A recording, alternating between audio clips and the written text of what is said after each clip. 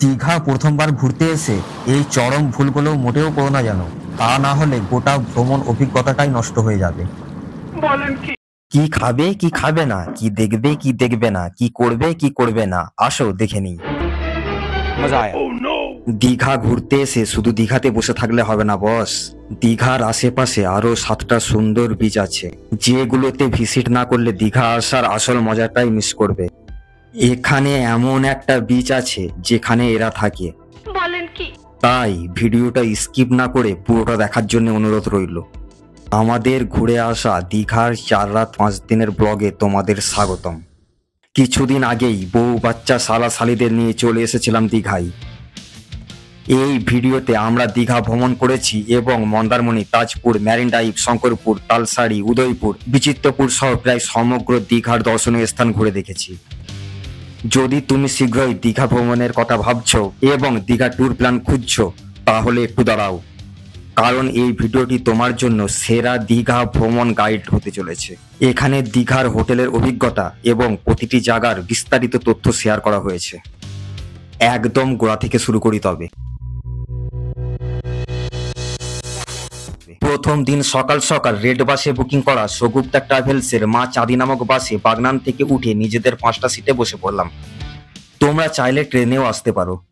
Hello বন্ধুরা, আমরা দীঘাতে এসেছি আর এই হচ্ছে আমার শালা প্রথম দীঘা এসছে, বলছে ও বাবা কি বড় নদী। আগে থেকে হোটেল বুকিং না থাকায় ঠিক 10:30টায় দীঘা নেমে আমাদের প্রথম কাজ হলো একটা ভালো হোটেল খোঁজা। আর এখানেই বুঝলাম আমরা ভুল টাইমে দীঘায় চলে এসেছি। প্রত্যেক হোটেলই 2-3 ডবল করে ভাড়া বাড়িয়ে রেখেছে, কারণ আজ হলিডে। বন্ধুরা, তোমাদের বলবো কোথাও ঘুরতে যাওয়ার সময় শনি, রবি এবং অন্যান্য ছুটির দিনগুলি বাদ দিয়ে আসার চেষ্টা করবে, নইলে আমার মতো তোমরাও ঠকবে। 5,000-এর রুম 10,000, ভাবা যায়? এদিকে টোটোওয়ালা মাত্র 60 টাকা ভাড়ার জন্য আমাদেরকে সঙ্গে নিয়ে এতক্ষণ ঘুরছে দেখে খারাপ লাগায় ওকে আরো 150 টাকা বকশিস দিয়ে এই হোটেল রোজানাতেই থাকার জন্য মনস্থির করলাম। শালা, আগে তো জানি না এখান থেকে 20% টাকা টোটোওয়ালার পকেটে যাবে, জানলে 2000 টাকা বেঁচে যেত। আমার ভুল হয়েছে, ক্ষমা করে দেন। টপ ফ্লোরে এই হলো আমাদের রুম, খারাপ নয়। সাথে ব্যালকনি থেকে সমুদ্র দর্শনও পাওয়া যায়। বন্ধুরা, তোমাদের বলবো সব সময় নিজে হোটেল খোঁজার ব্যবস্থা করবে বা আগে থেকে অনলাইনে হোটেল বুকিং করে রাখবে, না হলে ঠকতে হতে পারে। এই রুমটার ভাড়া 6000 টাকা পার নাইট।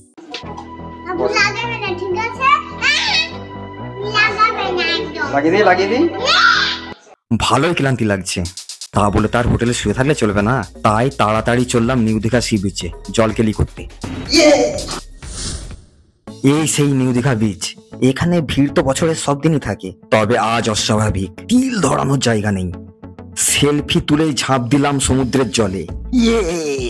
আরে এ তো এখানে গড়াগড়ি খাচ্ছে, আর আমাদের পুচকি সঙ্গে ওর মা, এরাও খুব মজা করেছে। স্থানীয় ফটোগ্রাফারদের থেকে অনেক ফটো তুলেছি।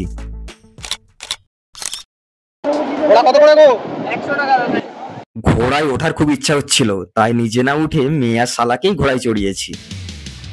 সমুদ্রে লাফিয়ে লাফিয়ে হাত পা সব কেটে ফেলেছি। মুদ্রা কথা প্রচুর প্রচুর প্রচুর আনন্দ করেছি, আমার ছোট শালি ব্যতীত। তো বন্ধুরা, দীঘায় প্রথম দিন আমাদের ইচ্ছা ছিল যে কাজু বাগান, অমরাবতী পার্ক, তারপরে হচ্ছে ঢেউসাগর পার্ক, সায়েন্স সিটি, এতগুলো জিনিস ঘুরে দেখব। দেখা যাক কটা ঘুরতে পারি। এই হলো কাজু বাগান, যেটা এখন বন্ধ আছে। তারপর সন্ধ্যায় গাড়ি নিয়ে চলে এসেছি ঢেউসাগর পার্কে। এখানকার বেশ কিছু হালকা সুস্বাদু খাবার, সুসজ্জিত পার্ক, আরামদায়ক মনোরম পরিবেশ আর সমুদ্রের মন মাতানো হাওয়ায় মন একদম চাঙ্গা হবেই।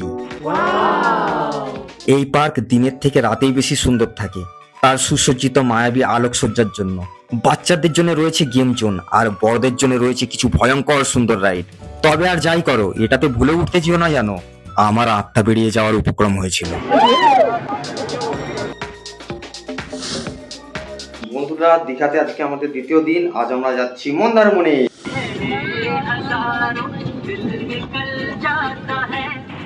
পরের দিন সকাল সকাল চলে এসেছি মন্দারমণি। তোমরা দীঘা থেকে গাড়ি ভাড়া করে নিতে পারো, খরচ পড়বে 1600 টাকার মতো। হ্যালো বন্ধুরা, দেখো আমরা কোথায় এসেছি, গোয়া।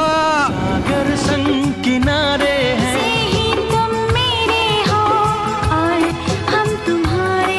প্রচুর প্রচুর রিলস বানিয়েছি। এখানে মেয়ে তো ভাবছে আমার বোধহয় কিছু হয়ে গেল, তবে ও প্রচুর আনন্দ করেছে। সত্যি বলতে মন্দারমণি বিচ আমার পার্সোনালি দীঘার থেকে অনেক বেশি ভালো লাগে, এখানকার নীল সমুদ্র আর নির্জন শান্ত পরিবেশের জন্য, তবে একটু অপরিষ্কার। বন্ধুরা, এই যে ভাঙাচোরা বিচটা দেখছো, এটাই তাজপুর। সুনামি এর অপরূপ সৌন্দর্য প্রায় নিশ্চিহ্ন করে দিয়েছে। মানুষ এখানে আসে শুধু টাটকা সি ফুড খেতে, আমরাও তাই। এই যে এই ভয়ঙ্কর সুন্দর তীরটা দেখছো, এটাই ম্যারিন ড্রাইভ। সত্যি বলতে আমি এমন একটা জায়গায় খুঁজছিলাম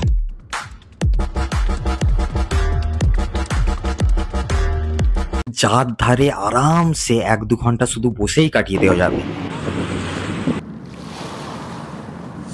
তারপর শঙ্করপুর, বেশ শান্ত শিষ্ট নিরিবিলি একটা বিচ। আমরা এখানে এসেছি দুপুর, তাই বেশ অস্বস্তিকর এবং গরম লাগছে। তবে ছবি তোলার জন্য জায়গাটা খারাপ নয়, বেশ সুন্দর সুন্দর ভিডিও এবং ছবি তোলা যায় এখানে। আমার খুব একটা ভালো না লাগলেও আমার মেয়ে তো খুবই আনন্দ করেছে, তাতেই চলবে। ওই যে দূরে দেখা যাচ্ছে, ওটা হলো দীঘার মোহনা, আর এই হলো আমাদের দীঘা গেট। Next day. আজকে আমরা যাচ্ছি উদয়পুর, তালসারি, বিচিত্রপুর। চলো ঘুরে আসি। গাড়ি নিয়ে বেঙ্গল আর উড়িষ্যার বর্ডার টপকে চলে এলাম তালসারি।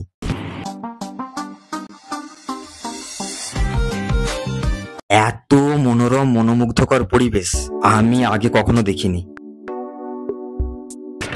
বোর্ডিং করে এই দ্বীপে চলে এলেই তোমাদের ভ্রমণ যাত্রা সার্থক হয়ে যাবে। এটা লাল কাঁকড়া দ্বীপ, চারিদিকে হাজারো হাজারো লাল কাঁকড়া ছুটে বেড়াচ্ছে। তো বন্ধুরা, লাল ক্যাংড়া ধরতে এসেছিলাম, তো সারপ্রাইজ, এই দেখো লাল ক্যাংড়া। টেনটেনা। শুধু কাঁকড়া নয়, নানা রকমের ঝিনুক, তারা মাছ, আরো কত কি দেখতে পাবে।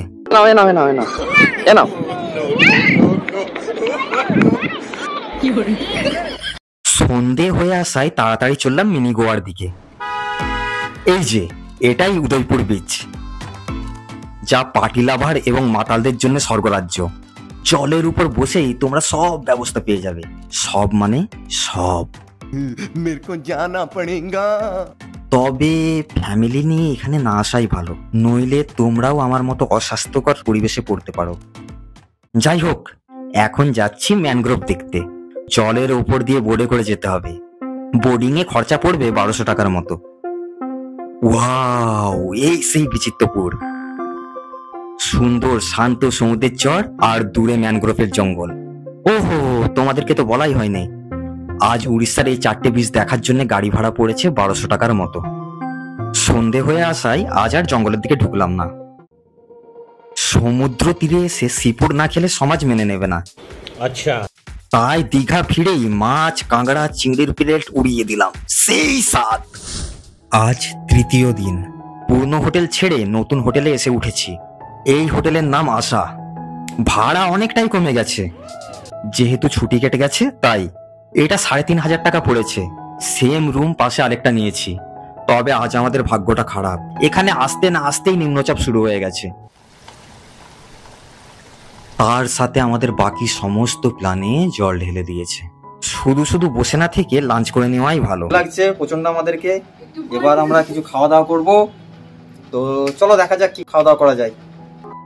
খাবারের কোয়ালিটি নিঃসন্দেহে ভালো, বেশ কি সুন্দর খাবারগুলো এসেছে, দেখেই ভালো লাগছে, খেতে তো ভালো হবেই। যাই হোক, বৃষ্টির জন্য তো আর সারাদিন হোটেলে শুয়ে থাকা যায় না, তাই বৃষ্টি থামতেই আবার সমুদ্র স্নানে চলে এলাম। আজ সমুদ্র বেশ উত্তাল, হোক না, দীঘা এসেছি, সমুদ্রে নামবই। বন্ধুরা, এখানে একটু সাবধানে নামবে, আমি কিন্তু পড়ে গিয়ে খুব ব্যথা পেয়েছিলাম। লাগুক ব্যথা, তবুও আনন্দ করতে হবে।